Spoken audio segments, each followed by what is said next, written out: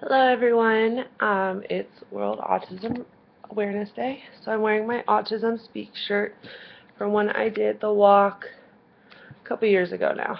So, today I'm just checking in. I'll probably do a few videos. I didn't do one yesterday, mostly because I was tired, but also I had a really bad day yesterday. So, today's topic is kind of going to be about mood swings. So, a little backstory, I've been depressed about since, I don't know, 14 is really when I started realizing that I was showing symptoms of depression. And so, um, that's what I thought it was. I just thought it was depression, I thought it was dysthymia. So I don't know if you guys know what that is, but basically it's extended periods of sadness with very few short periods of happiness.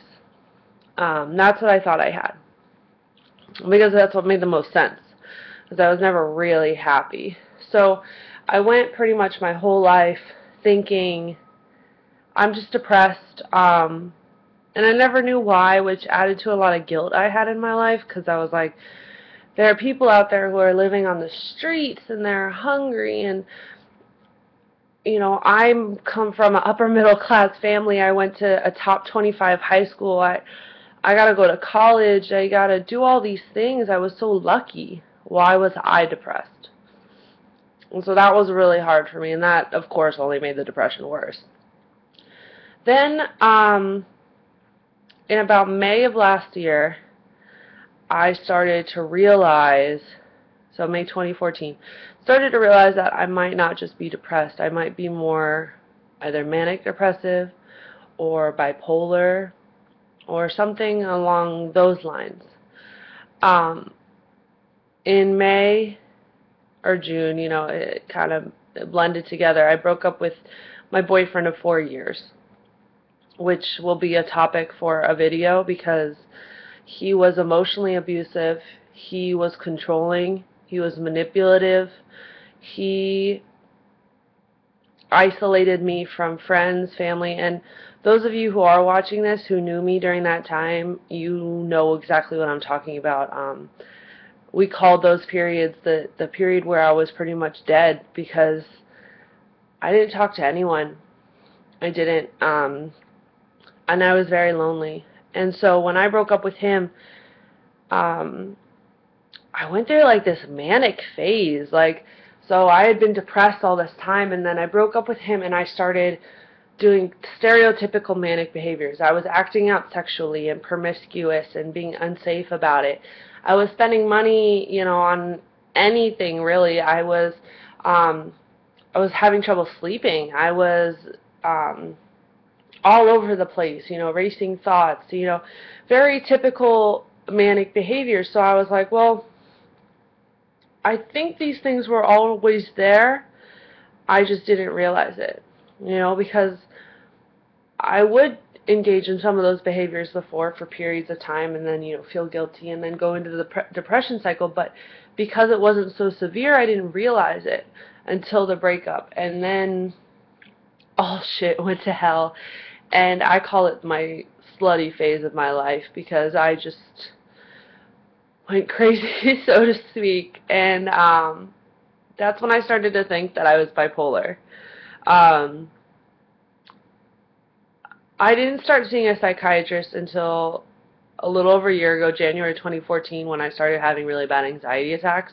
I also have very bad anxiety when it comes to time, which we can talk about another time as well. But this psychiatrist wasn't so great. He was kind of a pill pusher, in the sense that he really wanted me to try all the rep stuff. So instead of giving me things like, I don't know, like Prozac, I had to ask for Prozac.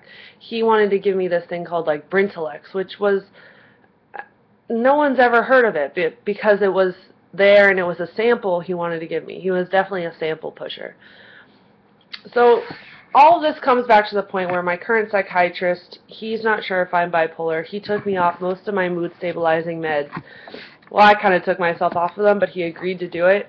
And now all I take is my anxiety medication. But because of that, I have major mood swings.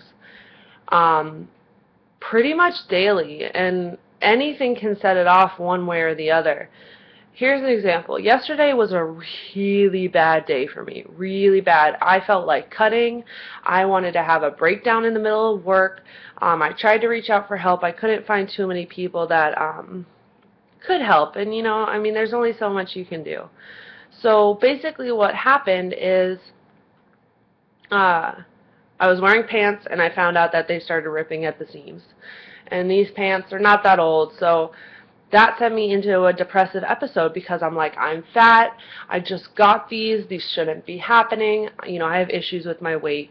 We'll talk about that another time too, but I started getting really depressed, and I didn't know what to do. I wanted to cry, all because I had this ripped seam in my pants. I mean, if that's not a sign of someone who has mental illness, then I don't know what is. That's a joke. I do know it is. But, you know, and so I was dealing with that. And then I started getting in a positive mood because the residents at the facility I work at were telling me how much they like me and how good I am at my job, and they want me to work there. And so that made me start feeling better. And for a second, I had forgotten about the ripped seam. And basically, my mood just went up and down from there. I was in a group, and I only went to the group because I was told it would be spoken in English, and then the whole thing ended up being mostly in Spanish, and I was like, this is a waste of my time, and I started getting upset, and basically the whole day was up and down like that. And by the end of the day, I had had so many ups and downs and mood swings in one day that when my legs were shaking because I was having so many emotions, I couldn't hold it in. If you watch my self-harming video, then you know that part of the reason I do it is because I have all this stuff I need to let out.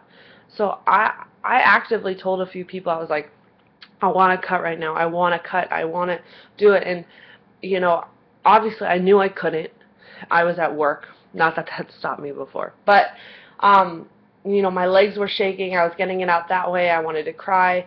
I left work early, and I found myself actually crying on the walk home. And I ended up just sleeping until class. But then class made it a little bit better again. I've shared my link with more people.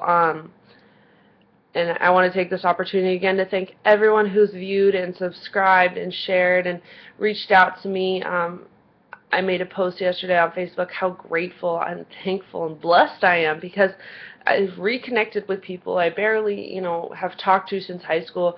I've been able to find common ground over my self-harm with people who have gone through similar things, and I'm doing exactly what I set out. Not only am I helping myself, but I'm creating a community of people who can help support each other. So, yeah, this video is just mostly to talk about how bad yesterday was for me, and I managed to get through it. And I think the message I want to leave for that was, despite how bad my day was, I didn't cut, and that is a success.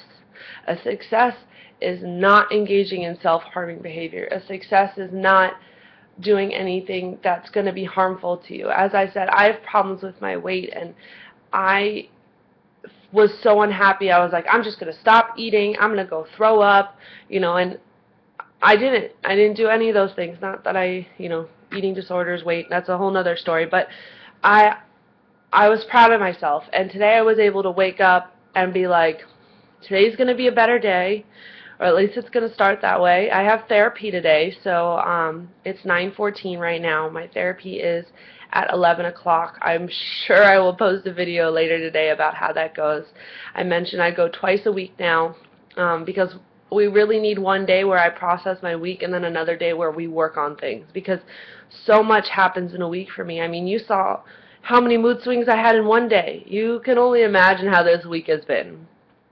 So with that, I will leave you saying, if you're ever feeling depressed, bipolar, in an episode, try and write it out. Seek help. Do whatever you can to get past that moment, because you don't need to cut. You don't need to. And yesterday I didn't, and I'm not saying that I'll never relapse again and that I won't be able to be strong. I don't know how I did it, to be honest, but just keep going through that moment, because that's what I did, and I tried to forget about it, and it didn't work, but you know, I guess I put it off so long that I never actually did it. So before this video gets too long, hugs and kisses to everyone who is viewing and subscribing and sharing. The subscribing and the sharing are the most important things, because I want to get recognition. I want to help, because I know I've already reached a ton of people. And please keep viewing and checking in, because like I said, videos every day, sometimes multiple times a day. I love you all. Be kind and have a great rest of your day. And it's almost the weekend. Yay! Bye, loves.